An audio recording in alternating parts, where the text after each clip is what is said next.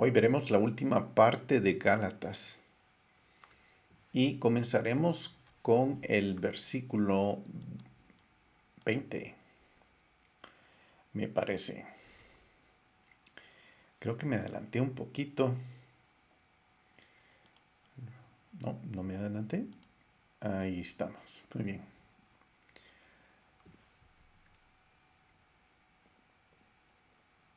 Estamos en el capítulo 3 y vamos a ver la parte que corresponde al ayo. Y lo vamos a ver de una forma profunda porque es necesario verlo para entender cuál es la comparación que hace Pablo de el ayo con la Torá. ¿Cuál es esa comparación tan cerca? Y hoy vamos a salir de esas dudas. Y básicamente dice que la Torá es el ayo. Y para los griegos y los romanos, un ayo, este es considerando a una familia de la época de Pablo. Para ellos, un ayo era un esclavo que era digno de confianza, un esclavo en el que ellos confiaban. Y a ese ayo le confiaban lo más preciado que ellos tenían, que eran sus hijos. O sea que sí eran personas de mucha confianza. Eran personas que posiblemente tomaban años de llegar a ese punto de confianza que de ser un ayo, de ser un guía, un tutor, un maestro. Entonces esta persona era una persona que entraba en el círculo familiar cercano y se asignaba a los hijos, a los hijos jóvenes particularmente, o a los que ya estaban creciendo que necesitaban, los padres necesitaban ayuda de esta persona, ese era un ayo. Estos niños eran cuidados por estos ayos. Y para nuestros estándares hoy, el tipo de cuidado, pues, sería un exceso. Es como que tuviéramos un tutor desde pequeño y se lo asignemos a uno de nuestros hijos para que esa persona se encargue de guardarlo, protegerlo, vigilarlo, educarlo, mantenerlo, estar siempre con el hijo de la persona, de la familia. Y era un poquito exceso si lo comparamos a, a alguien que tuviera un IO y que sí pienso que hay personas que pueden tener esa capacidad de tener un ayo de esa forma. Pero veamos qué dice la Biblia. El ayo viene de la palabra griega paidagogos y es un líder, es un escolta, es un tutor, un guía, un guardián de los niños. Entonces, este guía, este tutor, cuidaba a este niño hasta llevarlo a la edad adulta y lo soltaba. Cuando ya había un punto en que soltaba al niño, al joven, y ya estaba listo para enfrentar su destino. Ya estaba listo para empezar. La Torah es un ayo, es un guía, un tutor que tomaba ese papel. Vamos a ver eh, que comencemos leyendo en el versículo 19, que dice, entonces, ¿para qué fue dada la ley? Y fue añadida a causa de las transgresiones. O sea, porque las personas estaban transgrediendo la Torah o estaban desobedeciendo a Dios, la Torah fue añadida hasta que viniera la descendencia a la cual había sido hecha la promesa. Ley que fue promulgada mediante ángeles por mano de un mediador. El 20 dice, ahora bien, un mediador no es de parte solamente, ya que un mediador no es de una parte solamente, ya que Dios es solo uno. El 21 dice, ¿es entonces la ley contraria a las promesas de Dios? De ningún modo. Porque si hubiera dado una ley capaz de impartir vida, entonces la justicia ciertamente hubiera dependido de la ley. Pero la Escritura lo encerró todo bajo pecado, para que la promesa que es por la fe en Jesucristo, en Yeshua HaMashiach, fuera dado a todos los que creen. Y antes de venir la fe, estábamos encerrados bajo la ley, confinados para la fe que había de ser revelada. Estos versículos los vamos a ver. El 23 dice, ese lo acabo de leer, el 24, de manera que la ley ha venido a ser nuestro ayo para conducirnos a Cristo, a fin de que seamos justificados por la fe.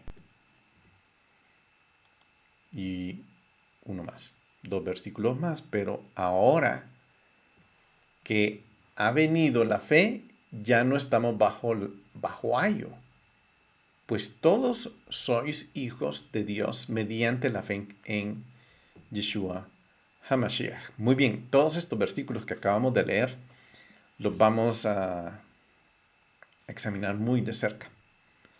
Aquí Pablo está comparando la Torá y el estatus de un judío a un ayo, a un guardián esclavo, asignado para supervisar a este niño, a este joven. En el pensamiento tradicional de la iglesia se afirma que la Torá permanecería vigente solo hasta la venida del Mesías y luego sería cancelada al momento de su muerte. Ese es lo que se maneja normalmente en el cristianismo. Eso no aplica porque contradice directamente a Yeshua y lo que acabamos de leer, y lo vamos a ver muy, muy claramente. Esa idea de que la Torá fuera caducara, vamos a ver que es equivocada, no es imposible. ¿Por qué? Porque para empezar, la Torá es eterna. Solo ahí, solo con ese concepto, ya está descalificado lo que acabo de decir, de que la Torá, hasta cuando venga Yeshua, iba a ser inválida, pero no. Y además él lo dijo, él mismo de su boca dijo, yo no he venido a cancelar, anular, yo he venido a cumplir. Él lo dijo de su propia boca. Entonces, ese concepto contradice numerosos pasajes que confirman el carácter eterno de la Torá y sugiere contradecir el carácter de Dios mismo. ¿De dónde surge esta enseñanza? Obviamente no viene ni de Yeshua ni viene de Pablo. Pablo está dedicando estos versículos para enderezar el concepto equivocado que hay de la Torá, pero él no está enderezando el camino del cristianismo, no.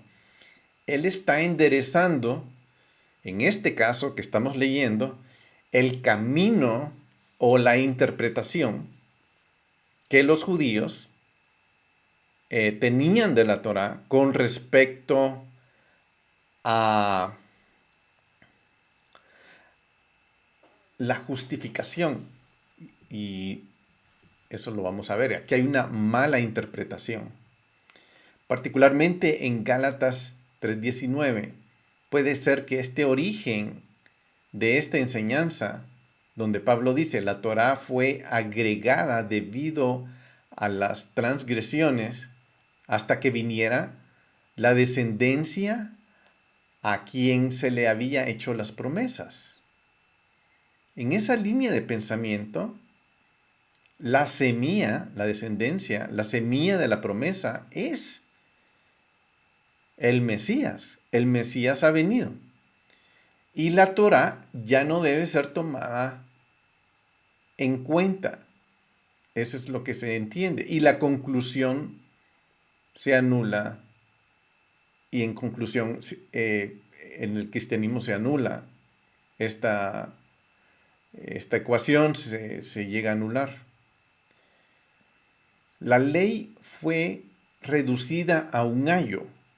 Ayo, nuevamente, es un tutor, un maestro, un protector, un guardaespaldas, alguien que vigila la conducta de los jóvenes para que no se metan en problemas.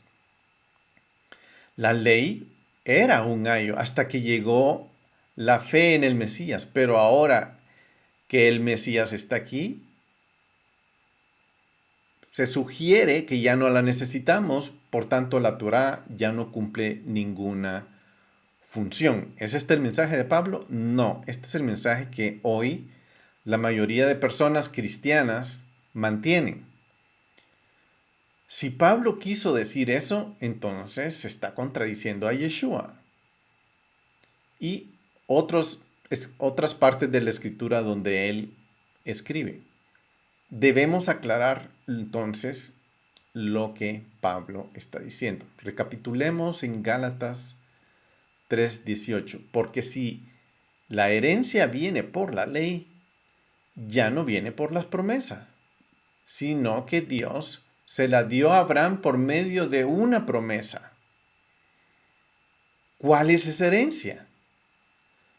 La herencia es la buena nueva prometida a Abraham, de que todas las naciones serían bendecidas en su descendencia y que él llegaría a ser padre de muchas naciones. Esta es la buena noticia que se le dio a Abraham.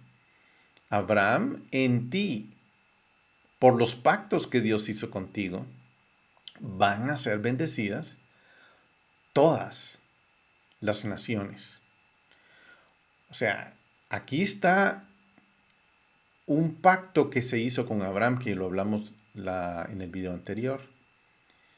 Entonces, para parafrasear lo que dijo Pablo en 3:18, parafraseémoslo. Si la bendición que Dios prometió que recibiéramos en la simiente de Abraham viene solo para aquellos que son legalmente judíos, entonces ya no es una promesa para todas las naciones. ¿Por qué? Porque todas las naciones no se han sometido o no se han vuelto judíos, como se hacía en ese momento que se ponían bajo la Torá, donde se sometían al proceso de conversión, y esa era la forma de volverse judío para adquirir esa promesa, para justificarse delante de Dios. Bueno, esta es una forma de verlo, o porque si la salvación llega solo a aquellos que están bajo las obras de la Torá, al convertirse para volverse judíos, entonces la herencia no viene como promesa, porque Dios no la está prometiendo de esa forma, sino la gente la está adquiriendo haciendo cosas. ¿Cómo? Bueno, yo quiero ser justificado en el mundo venidero, entonces, ¿qué hago? Me voy y me convierto, me someto a los mandamientos que me hacen a mí ser judío. Me meto a la circuncisión y me meto al proceso que se tenga que hacer. Eso quiere decir que cualquier persona que haga eso adquiere su lugar en el mundo venidero. Pero eso no es lo que Pablo está diciendo. Eso no es la buena nueva que Abraham recibió. Abraham recibió una nueva, buena nueva que decía, en tu simiente serán benditas todas las naciones de la tierra. Esa es la buena nueva. Ese es el evangelio. Que en su simiente, ¿cuál es esa simiente? Yeshua, la simiente que va a dar a luz a Yeshua, que está pasando por Abraham. En esa simiente, que es Yeshua, van a ser bendecidas todas las familias de la tierra. Entonces, eso es claro, o sea que ya descartamos que si alguien quiere recibir el mundo o las bendiciones del mundo venidero, las bendiciones de Abraham, tengo que yo volverme judío y bla, bla, bla, bla. No, porque si lo hago así, entonces ya no es una promesa, sino es, yo lo hago, está en mis manos hacerlo. No porque Dios me lo esté otorgando como un regalo, que es la promesa que Él me está dando. No, yo estoy agarrando lo que yo quiero. Bueno, entonces, ¿para qué fue dada la ley? Porque según la interpretación de los judíos, un prosélito o un gentil podía entrar a recibir el beneficio y la justificación, la resurrección de los muertos, a través de volviéndose al judaísmo, poniéndose bajo los mandamientos que lo podrían hacer un judío. Pablo ha demostrado que uno no necesita ser judío para recibir la bendición del Mesías. Pero esto se plantea, aquí se plantea la pregunta de por qué alguien se debe de volver un judío. Pablo pregunta de esta manera, ¿para qué fue dada la Torá? ¿De qué sirve ser judío, estar circuncidado y estar bajo la Torá, si la salvación está disponible para aquellos que no están bajo la ley? Entonces, ¿de qué sirve que alguien esté bajo la ley? Y, por consiguiente, ¿por qué tener la Torá? Pablo realmente no tenía en mente a los judíos como él, los descendientes hebreos de Abraham, Isaac y Jacob. Su mente estaba en los gentiles temerosos de Dios, en los gentiles de Galacia y en los de todo el mundo. Él está poniendo el orden, le está enfocándose en los gentiles de Galacia y les está diciendo, por fe ustedes pueden recibir la bendición de Abraham a través de Yeshua. Él simplemente estaba afirmando que la salvación viene por una promesa. Eso es todo lo que él está haciendo, afirmando eso, y no por convertirse o estar bajo la ley. Entonces, ¿cuál es el punto de que alguien se convierta para estar bajo la ley? Esa era su pregunta. Entonces, Pablo extendió la respuesta a esta pregunta sobre el resto del tercer capítulo de Gálatas, que es lo que estamos viendo. Ahorita él va a explicar todo esto. Muy bien, veamos en versículo 19 otra vez. Entonces, ¿para qué fue dada la ley? A causa de las transgresiones. Fue añadida a causa de las transgresiones, hasta que viniera la descendencia a la cual había sido hecha la promesa. Hasta que viniera esa descendencia, la semilla. Cuando la ley estaba cumpliendo una función, y estaba cumpliendo la función de ayo. hasta que viniera esa descendencia, el Mesías, a quien había sido hecha la promesa. Ley que fue promulgada mediante ángeles por mano de un mediador. Ahora bien, un mediador no es parte, no es de una parte solamente, ya que Dios solo es uno. Entonces, Pablo enseñó que la Torá fue añadida a causa de las transgresiones. ¿Qué fue? ¿Por qué se dio la ley a los hombres? Porque los hombres estaban pecando.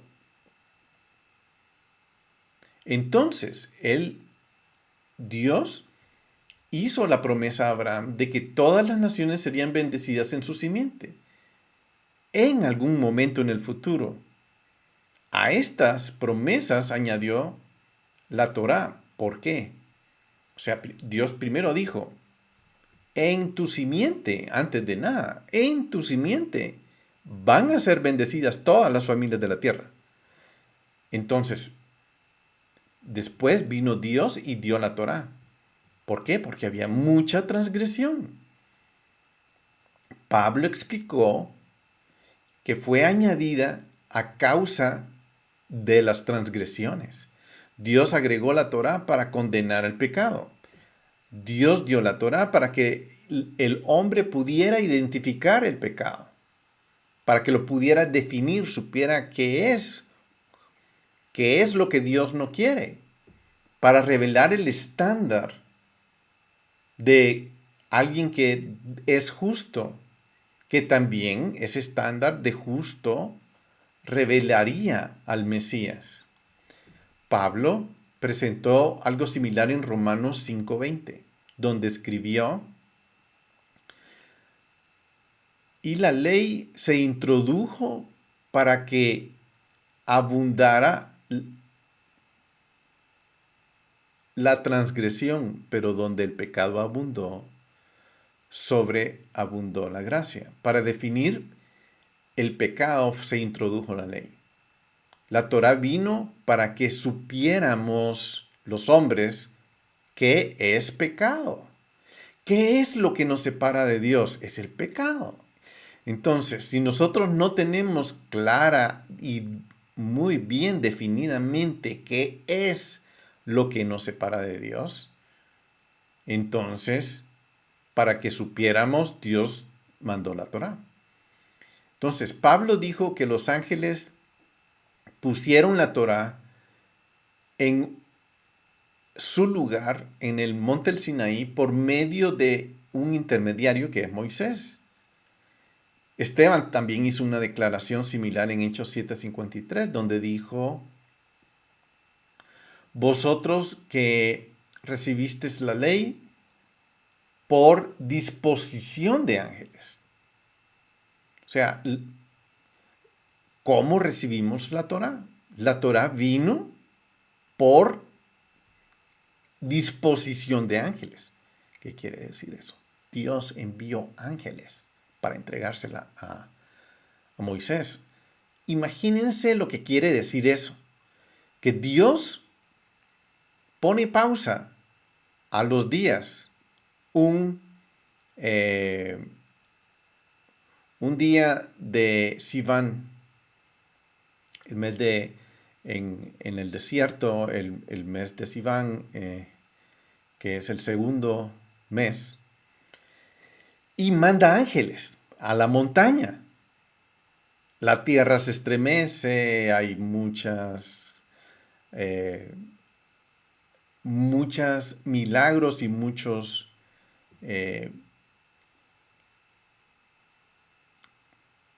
cosas especiales que pasan, sobrenaturales, prodigios. Dios baja la montaña. Él envía ángeles y entrega. Nunca visto. Lo que sucedió ahí no ha vuelto a suceder. Ha sido la manifestación más Ha sido la manifestación más grande, gloriosa que Dios ha hecho sobre la tierra ese día. Entonces se la dio a Moisés. Dios añadió la Torá a la promesa. O sea, él añadió a esa promesa que había sido dada a Abraham. Dios vino y añadió un elemento que venía a apoyar, a ayudar a que la gente caminara en santidad, en justicia, para que ellos escogieran la vida y caminaran en vida. ¿Y qué pasa si no caminaban en vida? Pues venía la muerte. Así de sencillo. Eso sucedió. Ese impacto de escoger caminar o no caminar en la Torah ha tenido efectos que han cambiado el destino de naciones, particularmente el de Israel.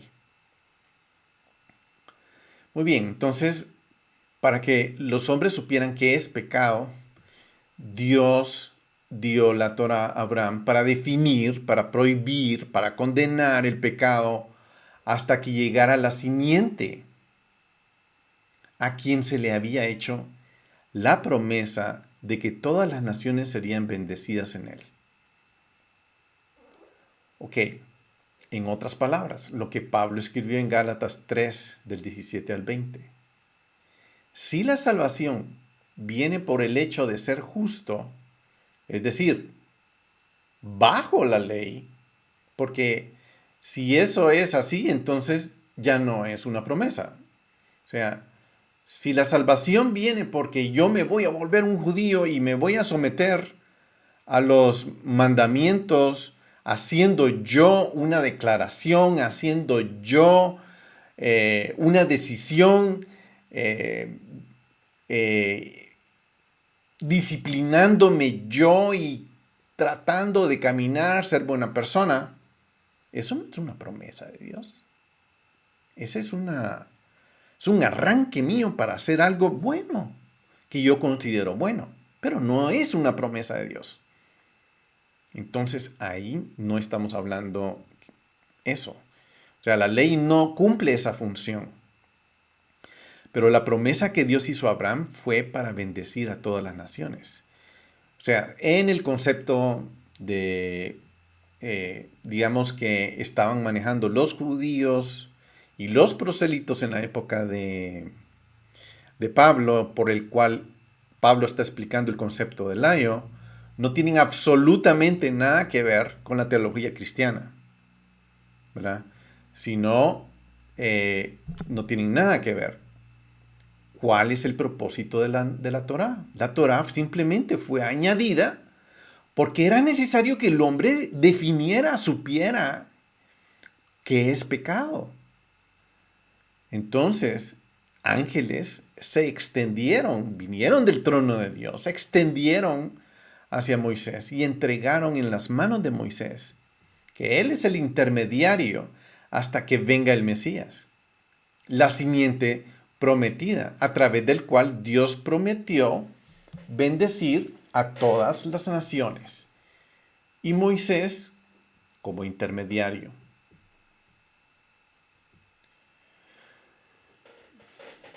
Pablo dijo ahora, un mediador no es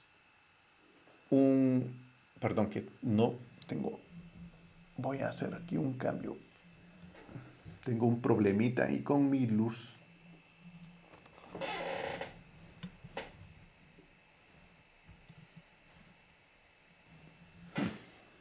Bueno, Pablo dijo, ahora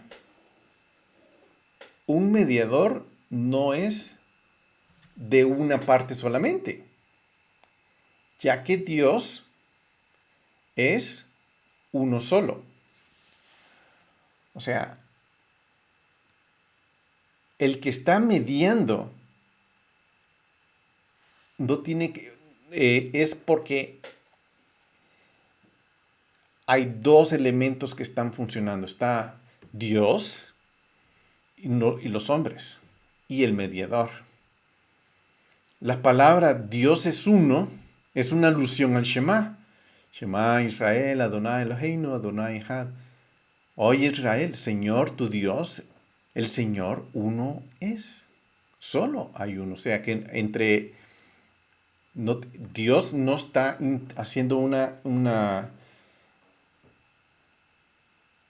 no se está dividiendo. Él está recordando a su pueblo que Dios le está dando un luz, normas, para que ellos sea entregada a Israel y ellos sepan cómo caminar delante de Dios, para que ellos sepan qué es lo bueno y qué es lo malo, cómo agradar a Dios y qué cosas me separan de Dios. Porque si yo estoy en pecado, estoy separado de Dios, porque el pecado trae muerte. Entonces la Torah revela el pecado. Y Dios está usando ángeles que le están dando la revelación a Israel por medio de la Torah. ¿Por qué la Torah? Porque es la revelación de ese ser singular, de esa simiente, de ese único Dios, de esa esencia, hasta que venga la simiente prometida, su bendito Hijo, quien es el resplandor de la gloria de Dios y la huella exacta de su naturaleza. Eso está en Hebreos 1:3. En otras palabras, Pablo simplemente estaba diciendo que la Torá es la revelación de Dios y de su bondad y de su piedad. La Torá no provee, no está diseñada para proveer vida eterna. Y aquí es donde todos se van en ese agujero, porque, es que ellos, eso es lo que se dice, es que ellos cumpliendo la Torá van quieren adquirir la vida eterna. Lo vimos en el video anterior, fue muy bonito cuando vimos cómo en el Talmud se van reduciendo todos los mandamientos. Es muy difícil, decían mantener 613, lo redujeron a 15 y lo van reduciendo a 7 y así se va reduciendo hasta que llegan a 1. Y ese un mandamiento que resume todo es este. El justo por fe vivirá. No tiene que ver, y está ese concepto es el que está agarrando Pablo en este capítulo y está diciendo lo mismo. El justo por la fe vivirá. La Torá no contradice la promesa abrahámica y la promesa abrahámica está totalmente amarrada por fe. La promesa abrahámica de salvación a través de la fe y fidelidad y la bendición para todas las naciones en el Mesías. Eso es algo que es vigente para judíos y para cristianos. Veamos el versículo 20 y dice: por eso preguntó retóricamente, ¿es la ley contraria a las promesas de Dios? La respuesta es: de ningún modo, imposible. La ley no es contraria a las promesas. Dios está construyendo revelación, Él tiene una revelación progresiva. La revelación que Dios va dando al hombre va creciendo y es fundamento que se pone sobre fundamento. Él no dice, di esto, ahora lo quito. Ya me arrepentí. Dios no es hombre para que se arrepienta. Entonces, ¿es la ley contraria a la promesa de Dios? Por supuesto que no, de ningún modo. Imposible. No, Pablo está diciendo un enfático no. Porque si hubiera dado una ley que pudiera dar vida, entonces justicia sería, ciertamente, la justicia sería, ciertamente, por la ley. Si es posible que observar ciertas ceremonias y volverse judío pueda proporcionar una justificación legal ante Dios y la vida eterna, entonces si eso fuera posible, entonces la salvación sería por un proceso legal. Voy con un abogado, hago un trámite y ya, soy salvo. Eso no está pasando. No ha pasado. Nunca ha pasado.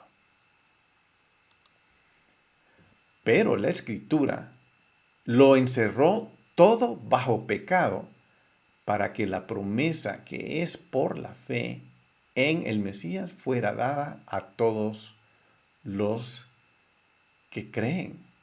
Pablo dijo que las Escrituras, es decir, la Torá escrita, lo encerró todo bajo el pecado. Encerró no es la mejor opción para describir lo que estamos haciendo. Esas palabras son las que van ocasionando esas confusiones en las que nosotros entramos. Él rodeó, él contuvo, él concluyó. El texto que está traducido aquí, encerró, puede leerse que fue la conclusión, él concluyó, pero no necesariamente lo encerró en forma de encarcelar a alguien. Ciertamente no fue esa la traducción. La versión King James traducida traduce la escritura contuvo. Lo contuvo todo bajo el pecado, es decir, no hay justo.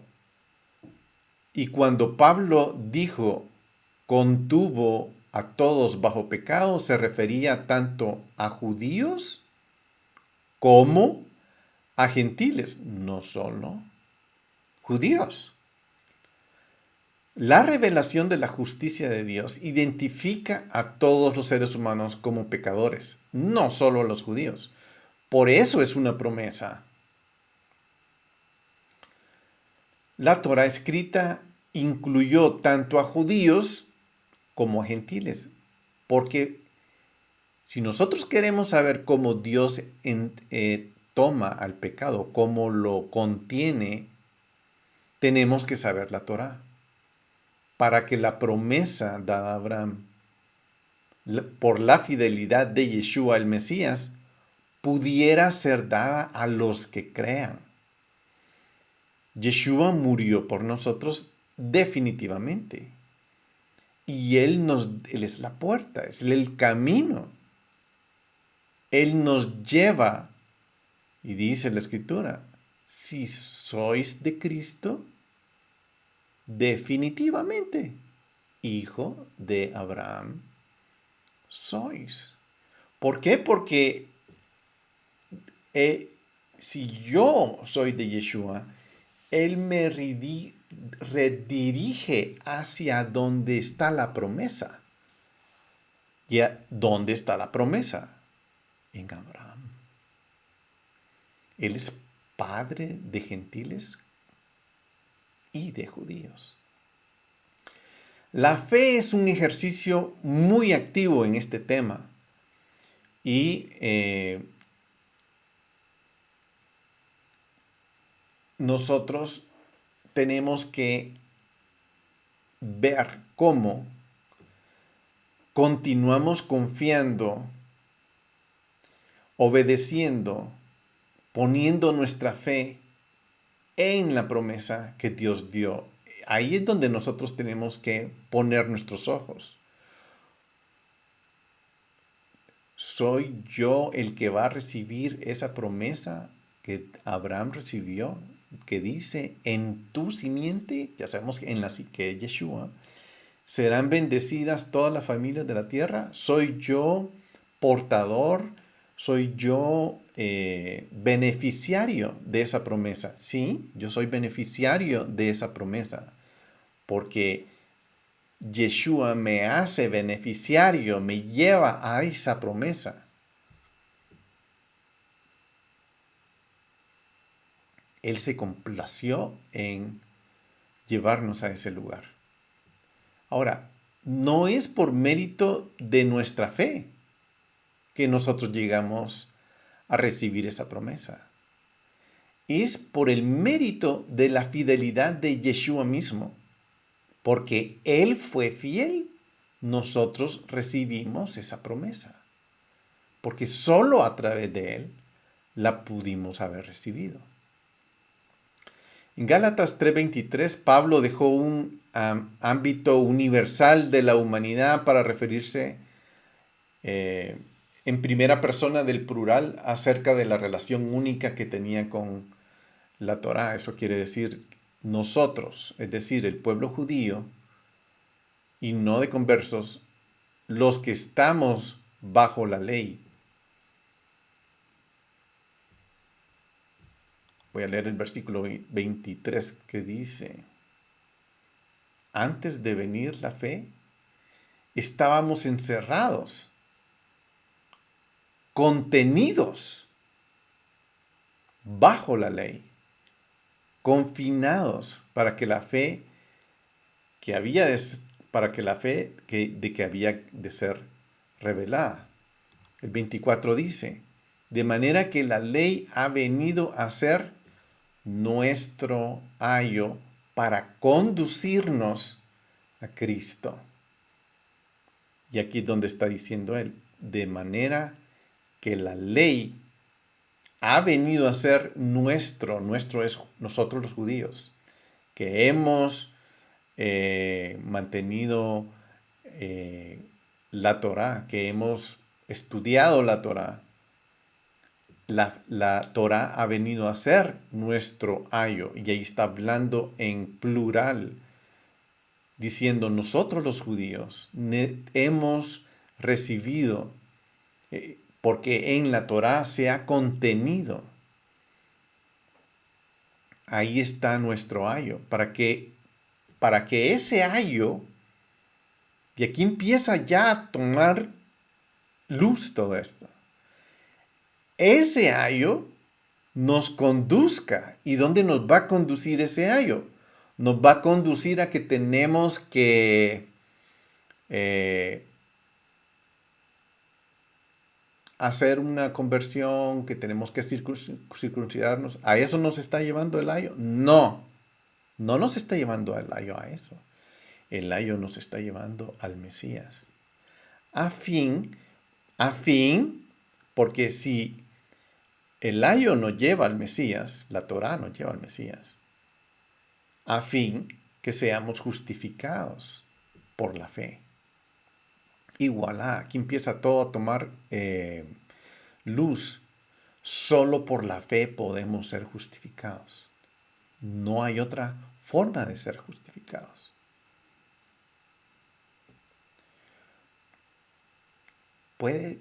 Puede haberse dado, digamos que si alguien dice, no, yo quiero pasar por el proceso de circuncisión y conversión, porque yo creo que así yo voy a ser justificado. No, porque no es promesa. Bueno, puede también darse el caso. Yo me voy a entregar a Jesús, porque si me entrego a Jesús, voy a ser justificado. Es parecido a la cosa. Eso quiere decir que también por una decisión yo voy a ser justificado. No, es por fe. Es porque yo tengo la fe de Abraham. Dios me habló y Abraham creyó y le fue tomado por justicia. El acto de yo creer al nivel de mi corazón, de mi espíritu, de fe, me lleva a eso. No es una decisión o un trámite que tenga que hacer. El 25 dice, pero ahora que ha venido la fe, ya no estamos bajo el ayo. Ahora que Yeshua abrió el camino y podemos ser justificados por la fe, el ayo ya no está cumpliendo su función. ¿Qué función estaba cumpliendo el ayo? El ayo me estaba protegiendo, el ayo me estaba diciendo esto haz, esto no haz, el ayo me estaba diciendo esto y lo otro. Me estaba conteniendo, me estaba enseñando la diferencia entre la luz de las tinieblas. Pero yo tenía que caminar en el ayo también, de la misma forma como dice Habacuc, por fe. Porque los justos por la fe serán justificados. Y esta conclusión es linda. ¿Por qué? Porque es la misma conclusión que Pablo está diciendo en el Nuevo Testamento y en el Antiguo Testamento, es decir, en el lado de judíos y en el lado de cristianos. Solamente por fe puedo llegar. No porque yo puedo hacer un trámite o porque puedo ir donde un abogado y hacer un trámite de conversión. Todos, todos, todos son judíos y gentiles. Sois hijos de Dios mediante la fe en el Mesías. ¿Por qué? Porque Cristo, el Mesías, es la simiente prometida a Abraham. Y tanto, todos tenemos que ser hijos de Abraham por fe. Nosotros, gentiles, llegamos a recibir ese regalo que Cristo Jesús, mediante lo que Él hizo por nosotros, por su propia fidelidad, no por la nuestra. Nosotros recibimos ese regalo por fe.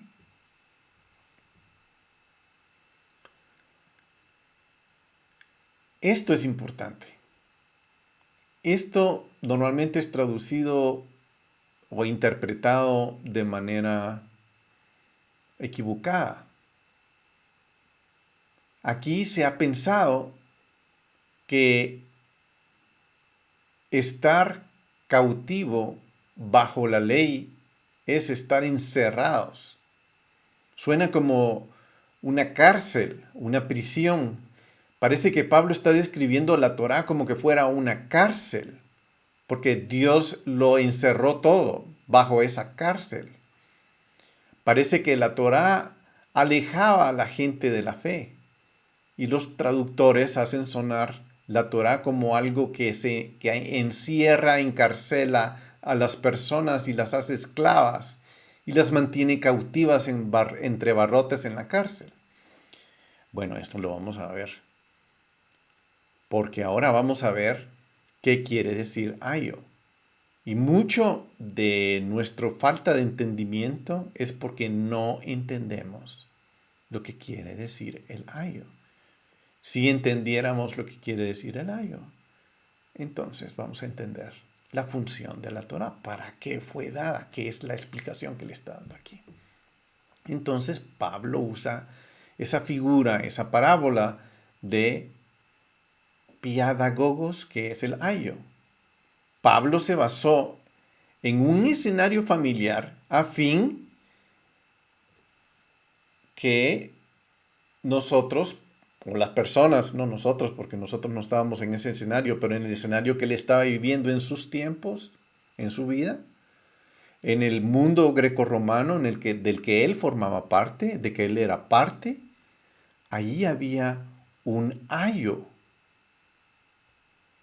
Las familias acomodadas a menudo contrataban a alguien o asignaban a un esclavo doméstico que le sirviera como un guardián de sus hijos. Este guardián se llamaba paidagogos. La palabra pedagogo quiere decir preceptor, instructor, tutor. Viene de paidagogos, pero no son sinónimos. La palabra paidagogos es una palabra griega compuesta de dos palabras. Podría traducirse como instructor de jóvenes o alguien responsable para instruir. Ok, aquí empiezan todos los sinónimos, podemos ir comparando. Un pedagogo, paidagogo, un paidagogo es como la Torá, el instructor, el que va a dirigir al muchacho. Esta figura, esta parábola que Pablo está usando, es la que está diciendo, porque eso se usaba mucho en sus días. Es en su círculo social, esa era una figura que se daba. Entonces, es, es algo confuso porque pedagogo es maestro. Paidagogo no es maestro. Era alguien a quien se le confiaba la instrucción, el cuidado de instruir la conducta moral de sus hijos. Era un esclavo que se dedicaba a los hijos. Él era responsable por supervisar sus actividades, por ver que el niño estuviera haciendo lo correcto, para llevarlo, dirigirlo con esa meta, llevarlo al punto de terminar su vida adolescente para entrar a su vida adulta muy bien educado. El pedagogo se aseguraba que el niño estuviera a salvo, que nadie lo molestara. Él andaba detrás de él, era un guardaespaldas. Él no solo lo mantenía a salvo, o sea, no en el sentido de que lo estaba cuidando de que alguien se acercara y lo golpeara, no solo en eso, sino también lo estaba manteniendo a salvo de él mismo, que él no hiciera alguna tontería, que él se condujera correctamente, que él no fuera con muchachos cuya influencia podría comprometer su integridad. El ayo se encargaba de que este chico actuara bien, se mantuviera bien, él mismo fuera correcto, él mismo diera cuentas a la sociedad. Y de eso se trataba este ayo. Mantenía al chico fuera de problemas. Lo vigilaba para que actuara correctamente, para que su relación con las personas de la sociedad fuera buena. Entonces le enseñaba habilidades para socializar con otros, buenos modales. Él coordinaba su educación, asegurándose que fuera asistido por maestros. El ayo se aseguraba que el joven fuera con maestros a que le enseñaran, con pedagogos, que cumpliera sus horarios de estudio, que hiciera sus obligaciones, sus tareas. Su trabajo primordial era conducir al muchacho por su juventud, llevándolo hasta alcanzar su vida adulta bien. En ese sentido funcionaba como guardaespaldas, director de escuela, consejero, guía, en todo tiempo, en todo momento. lo que un padre responsable desearía darle a su hijo, alguien que lo pudiera conducir mientras él se dedica a otras cosas, que pudiera ayudar a su hijo en su ausencia para llevarlo por la etapa más difícil de su vida, que es su adolescencia. El ayo se encargaba de entregar a un chico correcto a la sociedad. A veces, los rabinos usan esa palabra de paidagogos como una palabra prestada del hebreo rabínico.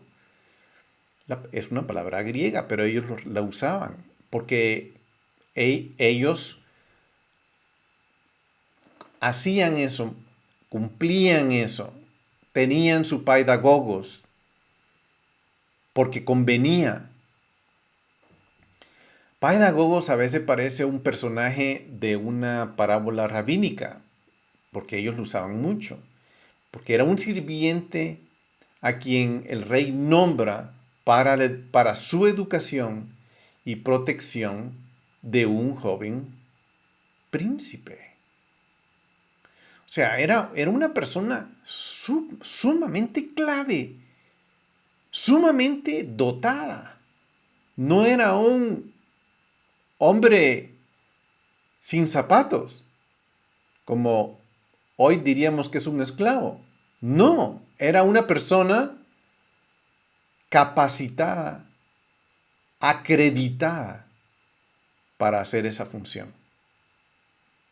Entonces, en las parábolas rabínicas, Moisés es como un pedagogo de Israel. Es un maestro que le está enseñando a Israel. En la literatura hebrea se usa ese concepto, se usa el mismo concepto de ayo y de lo que estoy hablando. La literatura griega clásica también está llena de estos ejemplos.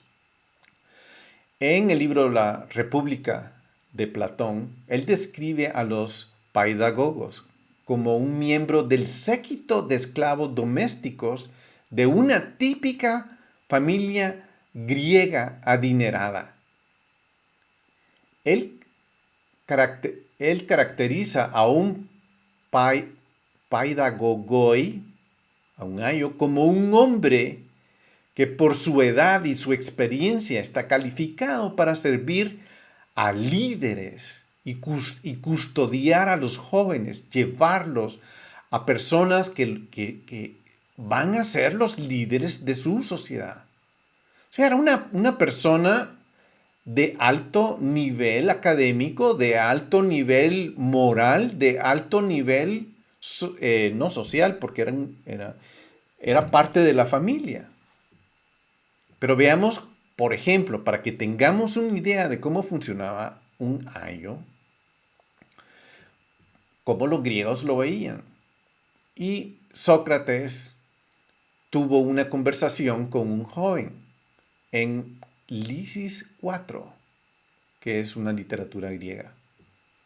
Sócrates dice, ¿acaso tus padres te dejan controlarte a ti mismo o confían en ti? El joven dice, por supuesto que no confían en mí. Sócrates dice, pero entonces si no confían en ti, hay alguien que te controla. Sí, dice el joven, mi paidagogos, él me controla, él está aquí conmigo.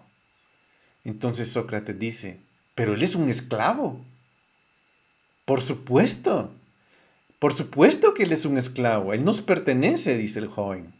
Entonces Sócrates dice, qué cosa tan extraña.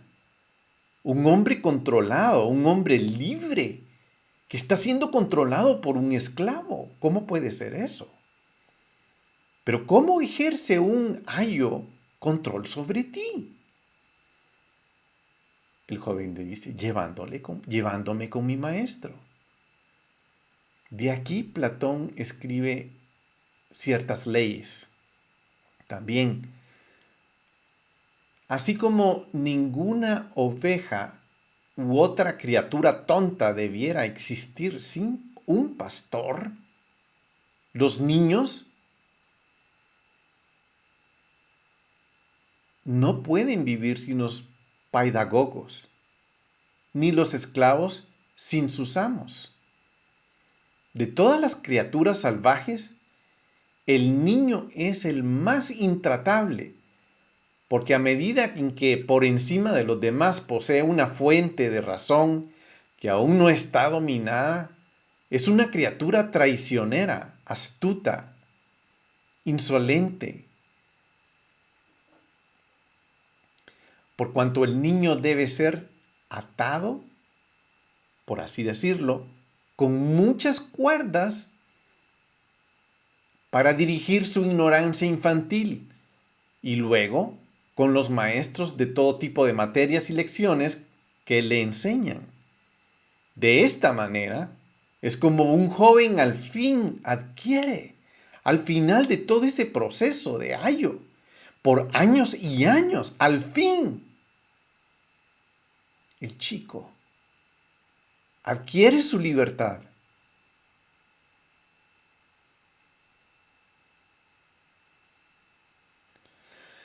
Xenofón escribe lo siguiente: cuando un niño deja de ser niño, comienza a ser joven. Ordena que lo libere de sus pedagogos pasados, de sus maestros, y ya no está bajo ellos, ya no está bajo su supervisión.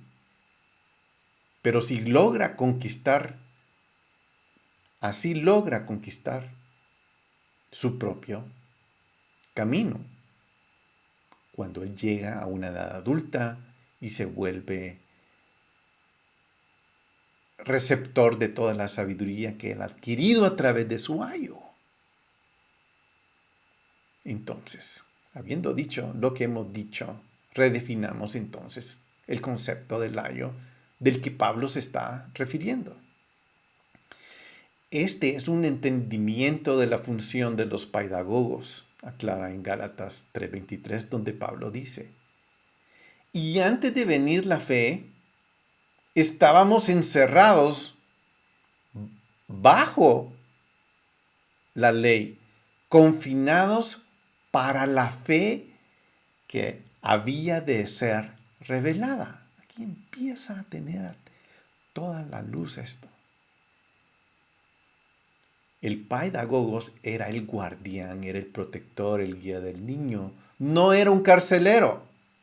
No era un hombre con un látigo pegándole o metiéndole en calabozos. No. Cuando entendemos que el ayo era el responsable de proteger, de supervisar, de dirigir a un niño, entonces estamos entendiendo cómo se debe traducir al español el texto griego de Gálatas 3:23. En este contexto podríamos traducir Gálatas 3:23. En este contexto. Antes de decirlo, permítanme decir que un pedagogo mantuvo a un niño a salvo, seguro y fuera de líos y problemas. Un ayo mantenía a un joven resguardado durante esa etapa de crecimiento de educación temprana. No permitía que el niño se escapeara de su casa para irse con sus amigotes a meterse en problemas. Lo mantenían resguardado adentro con el propósito de educarlo, de enseñarle, de sacar de él lo mejor, de protegerlo, de lanzarlo a la vida para ser próspero y productivo. Este es el trasfondo de la parábola de un ayo que Pablo está diciendo. El ayo representa el estatus judío bajo la Torá, porque la Torá es el ayo. Y el Mesías es el maestro a quien el pedagogos trae a la persona judía. Basándose en la información que tenemos, podemos volver a traducir este pasaje Y lo podemos decir así. Gálatas 3:23. Y antes de venir la fe, estábamos quiere decir el pueblo judío, nosotros los judíos, protegidos, a salvos, a salvo bajo la ley, guiados para alcanzar la fe que había de ser revelada. De manera que la ley ha venido a ser nuestro ayo, nuestro protector, nuestro guardián, para conducirnos a Cristo, a fin de que seamos justificados, exonerados por la fe. Aquellos bajo la ley están protegidos, guardados dentro de la Torá, que preserva, a la persona para la venida del Mesías. El término bajo la ley se refiere en nuestro contexto específicamente al estado legal, ya sea por nacimiento o por conversión, al estado legal de una persona que ya sea judío o porque es un gentil que se convirtió. Pablo dijo que el pueblo judío estaba protegido por la ley mediante una identidad nacional judía o la fe venidera que sería revelada. En este caso, el Mesías, la simiente prometida, la promesa de Abraham, el Evangelio. El propósito de ser judío es la revelación del Mesías. Ilustrémoslo de esta manera. La Torá puede compararse con un pedagogo que escolta al joven, al maestro de la escuela. Pero una vez que el joven está bajo el cuidado del maestro de la escuela, el pedagogo renuncia a su cuidado del joven. Así también la Torá escoltó al pueblo judío hacia el Mesías. Pero una vez el pueblo estuvo bajo el cuidado del Mesías, la Torá se los entregó a él. El ayo se los entrega. Esta es la traducción de Gálatas 3:23-24. Tiene mucho más sentido en el contexto desde el cual Pablo lo está describiendo.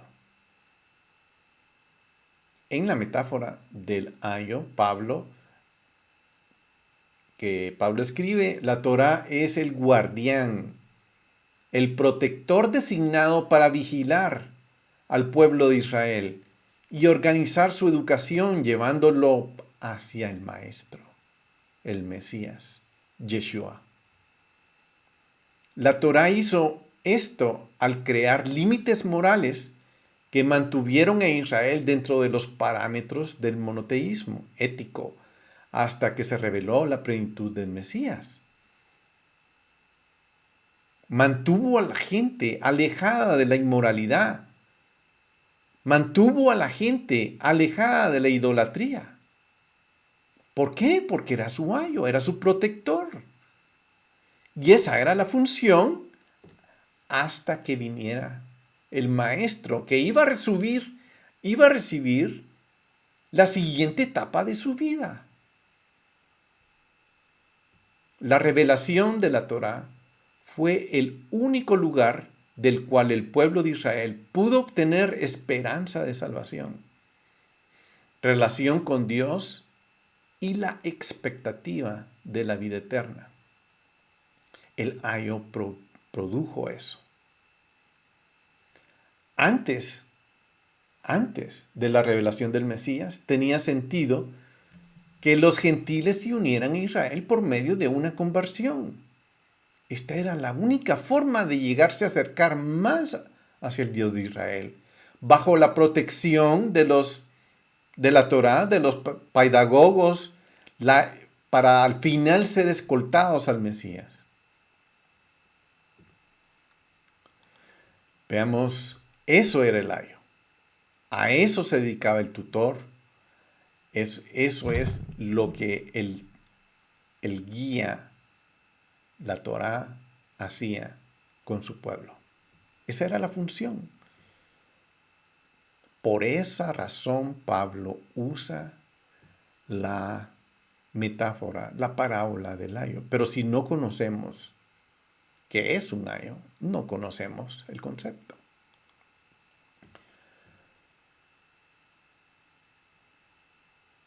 ¿Para qué fue dada la ley? Fue añadida a causa de las transgresiones hasta que viniera la descendencia, la cual había sido hecha, las promesas, ley, la Torá, que fue promulgada mediante ángeles por manos de un mediador. En el 25, Pablo dice, la Torá, mejor dicho, que por ahora que ha venido la fe, ya no estamos bajo el ayo. Ahora que por la fe hemos recibido la promesa a través del Mesías, ya no necesitamos el ayo. Así como los pedagogos llevaron al estudiante maestro. La Torá llevó el pueblo judío al Mesías. Pero el pedagogos no es el maestro, ni la Torá el medio para ganar la salvación. Cuando Pablo dijo, ya no estamos bajo ayo, no quiso decir que la Torá está anulada o cancelada. Él quiso decir que no deberíamos mirar la Torá o la conversión legal del judaísmo como un medio para ganar la salvación. La salvación es simplemente, ha sido alcanzada por la fe a través de la gracia de Dios en Yeshua, el Mesías, tanto para los judíos como para los gentiles. ¿Significa esto que el judaísmo ya no tiene valor? Entonces, ¿el ser judío es contrario a las promesas de Dios? De ninguna manera. Significa que después del Mesías no hay ninguna razón relacionada con la salvación para que los gentiles se conviertan en judíos bajo la ley, como lo explicó en Gálatas 3:26, pues todos sois hijos de Dios mediante la fe en Cristo Jesús. Todos quiere decir judíos y cristianos o gentiles. Los creyentes gentiles a quienes Pablo estaba escribiendo ya habían sido llevados al Maestro de la justicia. Ya eran hijos de la fe, beneficiarios de la promesa de Abraham. Ya había venido el Mesías que los introducía a ese beneficio eterno. En las generaciones pasadas, antes de la revelación de Yeshua, había razones válidas para que los gentiles se convirtieran en judíos y por lo tanto estuvieran bajo el ayo, bajo la ley. Yo, si hubiera vivido en esa época, yo lo hubiera hecho porque me acercaba a Dios.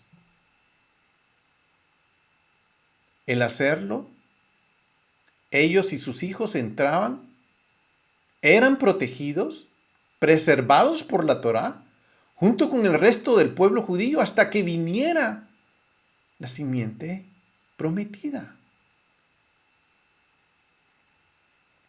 Hasta que se revelara la fe venidera.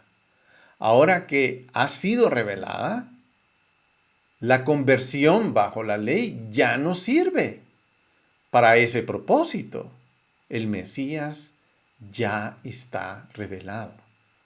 El acceso de la bendición de Abraham para todas las naciones ya se cumplió.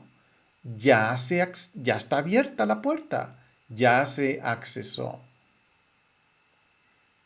Hay un problema con la parábola. Las parábolas y las analogías de las parábolas se usan como simbolismo y siempre puede llevarse demasiado lejos. En la literatura rabínica, por ejemplo, y en las parábolas de Yeshua, una parábola como esta normalmente funciona para hacer un punto, funciona para pasar el mensaje. La parábola del ayo ya pasó el mensaje, pero no está para que, entonces vamos a usar esa fórmula para definir alguna otra cosa. Una vez que se enseñó el punto que ya se definió, ya la parábola se hace a un lado, ya cumplió su función. No se intenta sacarle más jugo, raja a la parábola. Por ejemplo, uno no debe perder el tiempo pensando en la parábola del buen pastor que deja 99 ovejas para ir a buscar una que se perdió. Dejó las otras 99 mientras buscaba una. Ese es el punto, el corazón de él. No hay que sacarle más a eso. Así también en Gálatas 3, uno podría llevar la parábola más lejos y tratar de sacarle más información. Pero eso no es el propósito de las parábolas. El propósito de las parábolas es hacer un punto nada más. Por tanto, el pueblo judío ya no necesita obedecer los mandamientos de la Torá para ser justificado. Eso suena como una inferencia lógica, pero eso no era el punto que Pablo estaba tratando de hacer. Si el pueblo judío tiene o no la obligación del pacto de guardar la Torá, nunca fue cuestión para Pablo. Eso no, para Pablo no era el punto de que si cumplían o no la Torá. Y tampoco es una pregunta en el Nuevo Testamento. Eso no es lo que Pablo estaba hablando en estos mensajes de la parábola de Paidagogos y del ayo. Él estaba hablando del propósito de convertirse en judío. ¿Por qué me quiero convertir en judío? Porque la parábola, la Torah me preserva como un ayo, me guarda, puedo alcanzar, puedo ser beneficiario de la promesa venidera. Pero ya vino, la promesa ya fue dada. Entonces ya no tengo que entrar. O sea, el mensaje no es para los judíos. El mensaje es para los gentiles. No tienen que entrar ahí.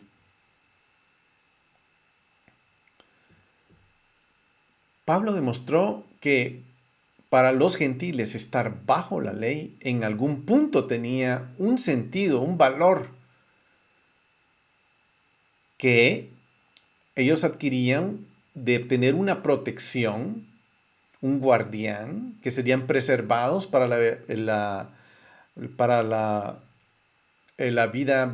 la vida por venir,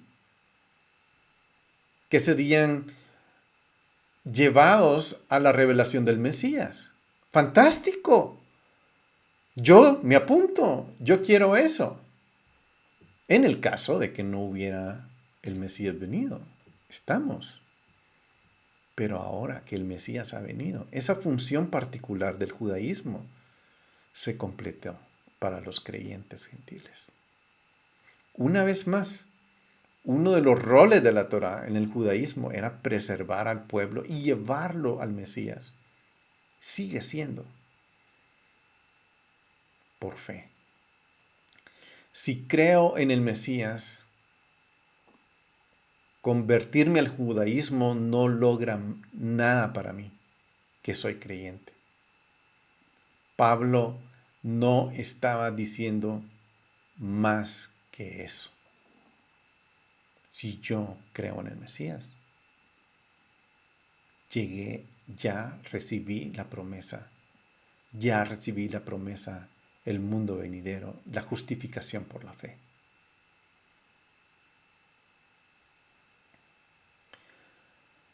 No quiso decir que la Torá es obsoleta, que el pueblo judío ya no está bajo la Torá, ni quiso decir que los creyentes gentiles pueden ignorar los mandamientos de la Torá que se aplica a ellos. En cambio, Pablo se sentía perfectamente cómodo admitiendo que los mandamientos de la Torá continúan protegiéndolos como ayo, instruyendo, guardando a lo largo de la vida, preservando, escoltándolos para llevarlos al Mesías para obtener la vida eterna. Entonces, recapitulemos aquí de este capítulo. Bien, qué bonito, es algo muy especial. Ahora hemos venido, ahora que ha venido la fe, ya no estamos bajo nuestro tutor. La protección es levantada. Ahora ya entendemos. Muy bien, recapitulemos. 1. Dios prometió a Abraham: en tu simiente serán benditas todas las naciones. 2. La Torá vino por mano de ángeles para definir, condenar al pecado. 3.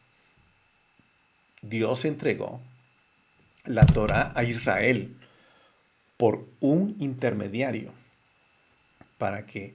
pero sigue siendo la revelación esencial del único Dios. Jehová es uno.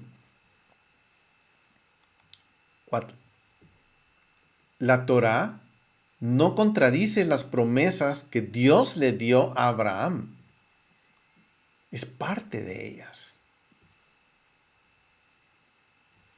5. La Torá está escrita, o la Torá escrita incluye tanto a judíos como a gentiles en su condenación del pecado, de modo que la promesa universal abrahámica puede cumplirse solo a través de la fidelidad del Mesías. 6. Antes de la revelación del Mesías, la Torá preservaba tanto al pueblo judío como a los gentiles que se unían a ellos por la conversión. 7. Ahora, después de que una persona se convierte en creyente, la Torá ya no desempeña ese papel específico de escoltar a la persona al Mesías. No hay judío ni griego, pues todos sois hijos de Dios mediante la fe, judíos y griegos, todos somos. Eso hace, la conclusión es que ahora todos somos hijos de Dios mediante el Mesías, Yeshua. Cuando Pablo declara que no hay diferencia entre judíos y gentiles en el Mesías, no quiere dar a entender que los judíos y gentiles pierden sus roles de identidad únicos. Algunos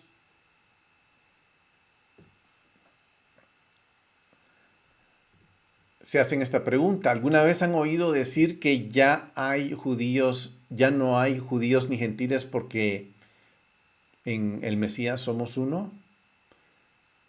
Eso lo hemos oído. Si alguna vez ha estado cerca alguien del movimiento judío mesiánico o mesiánico, lo habría oído decir. ¿Qué quiere decir la gente cuando dice eso? ¿Y de dónde sacan esa noción? Viene del final del tercer capítulo del libro de Gálatas. Gálatas 3:26. 27. Pues todos los hijos de Dios Somos hijos de Dios mediante la fe en Cristo Jesús. 27. Porque a todos los que fuisteis bautizados en Cristo, os habéis revestido. No hay judío ni griego. No hay esclavo ni libre. No hay hombre ni mujer. Porque todos sois uno en Cristo Jesús. O sea, eso quiere decir que si yo soy uno en el Mesías, yo sigo cumpliendo mi rol de judío, de griego con respecto a la Torá, de esclavo y de libre con respecto a la Torá, de hombre y de mujer con respecto a la Torá, porque todos somos uno en el Mesías. Y si sois de Cristo, entonces sois descendencia de Abraham, heredero según la promesa. Si yo soy del Mesías, o sea, yo soy del Mesías, entonces soy beneficiario del Evangelio, a quien Dios le dio la promesa a Abraham. Porque solo por Abraham vamos a entrar. Y Yeshua se encarga de que esto suceda con nosotros. En Colosenses, Pablo dijo algo similar. Y os habéis vestido del nuevo hombre, el cual se va renovando hacia un verdadero conocimiento, conforme a la imagen de aquel que lo creó. Una renovación en la cual no hay distinción entre judío y griego, circunciso e incircunciso, bárbaro, escita, esclavo o libre, sino que Cristo es todo en todos. Esto lo sabían los gentiles, lo sabían los judíos. Y esto no era tema de discusión. Además, Pablo dijo algo similar en el 2 capítulo de Efesios, donde habló de los creyentes judíos y gentiles combinados. En Efesios 2:15, 16.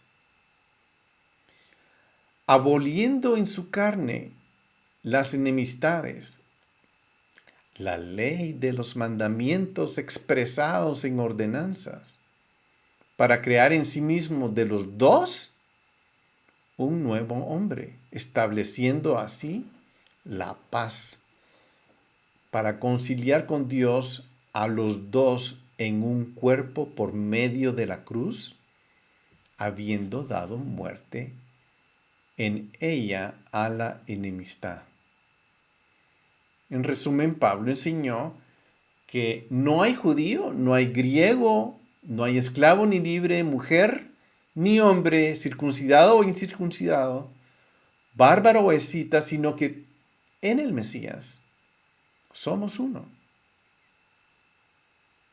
No quiere decir que dejamos que somos iguales, ya, sino que cumplimos nuestra función en la Torá, ya sea que seamos amos o esclavos, hombres o mujeres, circuncisos o incircuncisos. La Torá sigue tomando un rol de ayo, un rol de protección, un rol de revelación, un rol que se asume después de haber obtenido la bendición de Abraham. Gálatas 3:28 dice, hay una escritura que, ¿de dónde la saqué? Primera de Corintios 7:17 es la que venía, que dice, fuera de esto, según Jehová, según el Señor ha asignado a cada uno, según Dios llamó a cada cual, así ande. Ya sea si es hombre, que ande como hombre, mujer como mujer, esclavo como esclavo, libre como libre. Y esto ordenó en todas las iglesias, en todas las sinagogas. ¿Fue llamado alguno ya circuncidado? Quédese circuncidado. No deje de serlo.